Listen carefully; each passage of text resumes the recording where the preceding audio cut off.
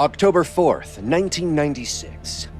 Inside Circus on the Las Vegas Strip, Tommy Glenn Carmichael sat at a slot machine while two women stayed nearby.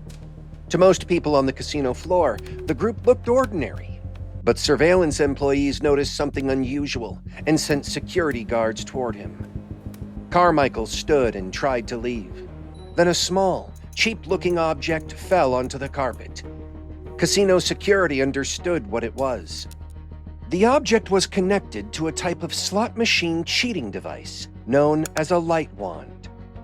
Instead of predicting jackpots or changing the symbols on the reels, it interfered with the system that monitored payouts. The wider operation connected to Carmichael would later be accused of taking millions of dollars from casinos. Yet Carmichael had not started as a professional gambler, computer expert, or casino insider. He had repaired televisions in Tulsa, Oklahoma. For almost 20 years, he studied one generation of slot machines after another. Whenever manufacturers closed one weakness, he searched for another in its electrical systems, payout controls, or sensors. Eventually, Carmichael became convinced that manufacturers could not build a slot machine he could not defeat. He was almost right, because the machines were not what finally brought him down. The people around him were.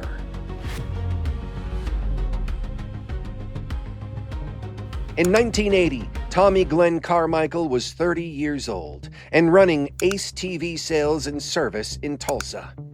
His world was filled with broken televisions, loose wires, circuit boards, and solder smoke. He also hustled pool and dreamed about faster money. That possibility arrived through a friend named Ray Ming.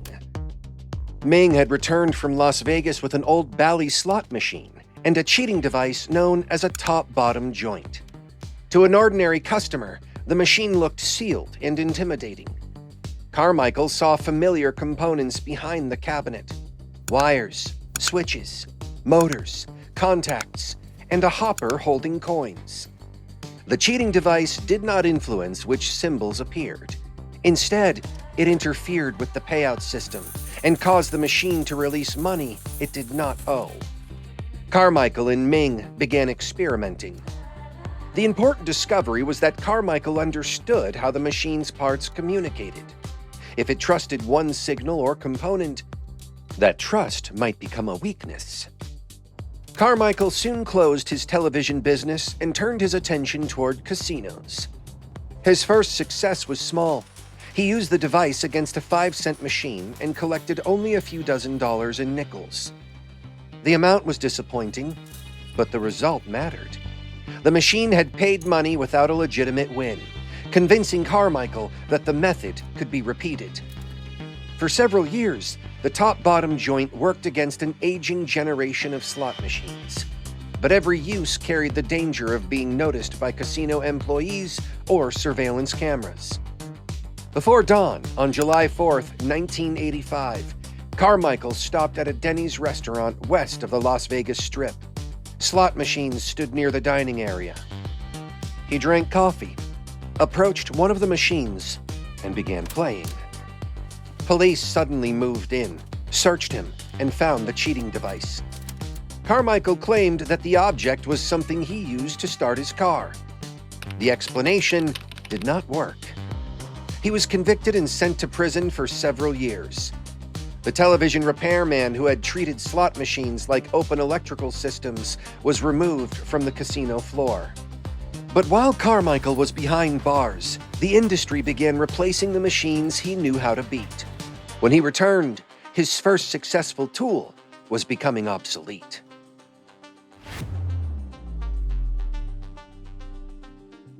Carmichael left prison in May 1987 and found that old slot machine technology had changed. Older machines had combined mechanical reels with fairly simple electrical payout controls. Newer models increasingly relied on microprocessors, software, electronic counters, and random number generators. The slot machine was becoming a computer locked inside a steel cabinet. Old tricks were losing their value. New detection systems could reject counterfeit coins or trigger alarms when they detected suspicious interference. Carmichael called the top-bottom joint a dinosaur. The casinos appeared to have won. But he did not believe the new machines were impossible to defeat. He believed his old tool had simply been designed for the wrong generation. While in prison, Carmichael had met another experienced slot cheat named Rick Balsamo. They later reconnected, and Carmichael returned to the workbench. In 1990, he obtained an international game technology Fortune 1 video poker machine. He opened the cabinet and reportedly studied it for about 6 months. The software might determine how much money the machine owed, but the payout still depended on physical components. That boundary between electronic commands and physical movement became Carmichael's target. After months of work, he developed another device, often called the slider or monkey paw. It interfered with the payout mechanism and could make a machine release money without a legitimate winning result. Carmichael later claimed that it allowed him to collect hundreds of dollars in a single hour. The name sounded harmless. Its purpose was not. Once again, a homemade device had defeated expensive casino equipment, but the advantage did not last. By around 1991, manufacturers had improved security and closed the opening. The monkey paw joined the top-bottom joint as another tool designed for a disappearing generation of machines. Carmichael had now lost 2 methods. Each failure taught him something. Manufacturers could redesign circuits and add software, but every machine still needed to recognize money, count credits, and monitor payouts. Somewhere in that process, the computer depended on a sensor. That sensor would become Carmichael's next target. By the early 1990s, many slot machines used optical sensors to monitor coin payouts. As coins passed through the payout path, the system counted them electronically. The computer did not literally see the coins. It trusted the information provided by the sensor. That difference gave Carmichael an idea. He reportedly visited an international game technology showroom while presenting himself as a potential customer. An employee opened a machine and answered technical questions. Carmichael later claimed that after seeing the interior, he understood where the machine might be vulnerable. He bought a machine and returned to his workshop.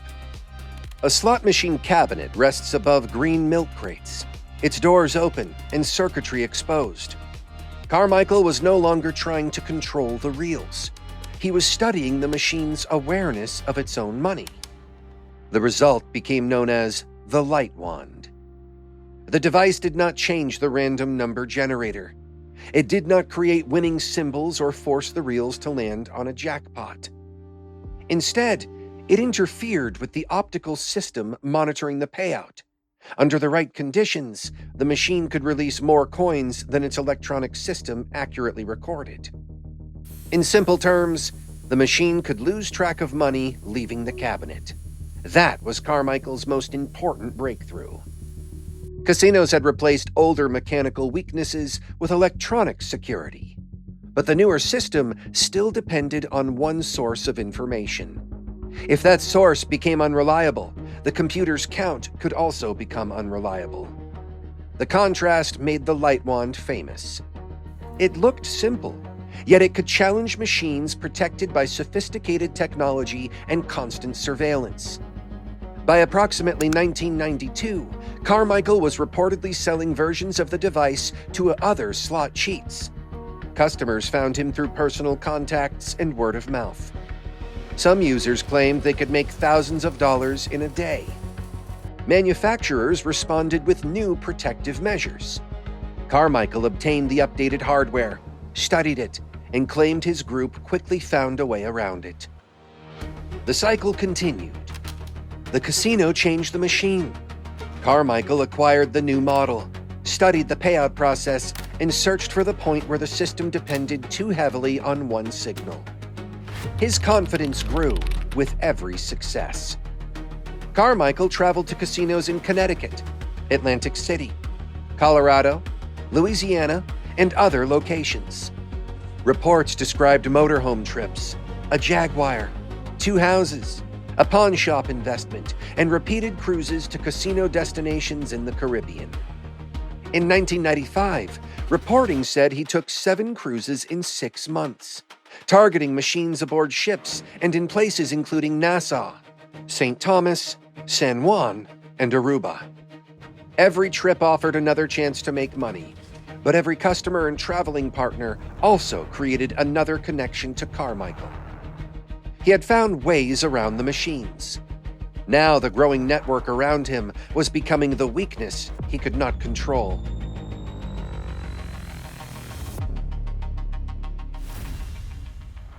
Carmichael no longer worked alone. Mike Balsamo helped connect him with Roman David Pereira, another experienced casino cheat. Together, they became central figures in a wider operation. Crews traveled between casinos in divided territories. Devices were built, modified, sold, and carried into gambling halls across the United States and the Caribbean. Supporting members, sometimes called blockers or shades, assisted the person using the device and received a share of the proceeds. The former television repairman had become the technical center of a criminal supply chain. The expansion brought more money and multiplied the risk. When Carmichael operated alone, investigators had to catch him with a device. Now there were partners, customers, traveling crews, sales, telephone calls, former girlfriends, and people who could cooperate with authorities. Machines could not testify. People could. That is why the Circus incident on October 4th, 1996 became so important. Surveillance employees noticed Carmichael's movements and sent security guards toward him. He tried to leave, and the light device fell to the floor. Police charged him with possessing and manufacturing a cheating device. The charges were later dropped, but investigators had gained another close look at both Carmichael and his technology. In 1998, he was arrested again in Laughlin, Nevada, on a similar accusation. The following year, authorities stopped him in Atlantic City while he was using an improved version of the light wand. By then, law enforcement was no longer treating the cases as isolated incidents. Investigators were mapping the organization around the devices. Informants provided information. Federal agents listened to wiretapped conversations. Travel patterns, partnerships, and sales connected people who had appeared to be unrelated casino customers. For years, Carmichael had searched for the one component a machine trusted. Federal investigators used the same principle against his network, looking for the person, telephone call, or arrest that might expose everyone else. Carmichael had defeated machines by exploiting a single point of trust. His own operation had developed the same weakness.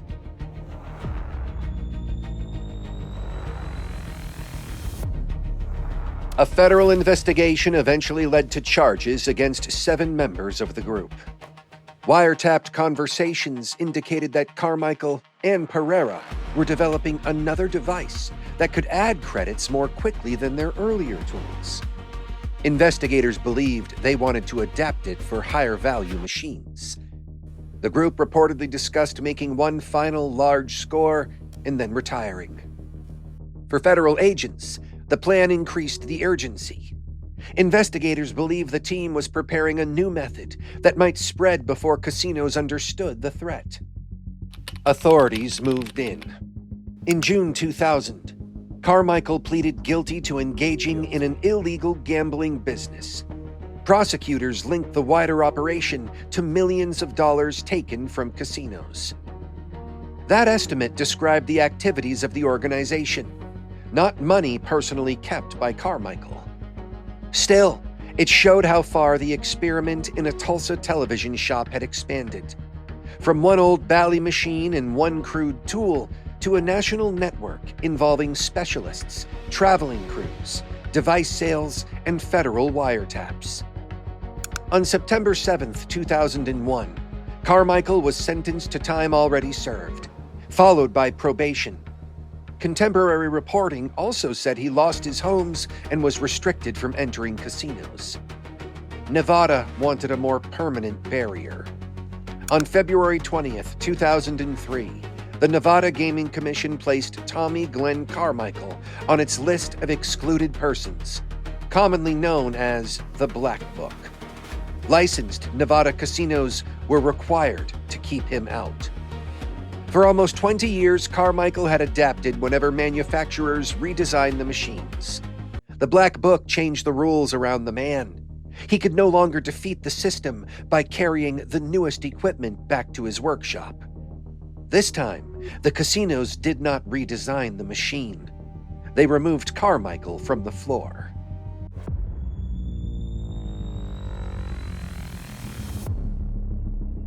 Back in Tulsa, Carmichael returned to an opened slot machine. But now he claimed he was trying to protect it. He helped develop an anti-cheating system known as the Protector. The patented design was intended to detect or prevent suspicious objects from entering parts of a gaming machine. It was a defense created by someone who understood the attack. Carmichael reportedly sold his interest in the patent, and the technology moved into commercial hands. But gaming officials remained suspicious of the man behind it. During the proceedings that placed Carmichael in the Black Book, Nevada officials warned that his knowledge could still be used against casinos. The expertise that had made him useful also made him difficult to trust. That leaves the final question surrounding Tommy Glenn Carmichael. Was the Protector an honest attempt to repair some of the damage he had caused?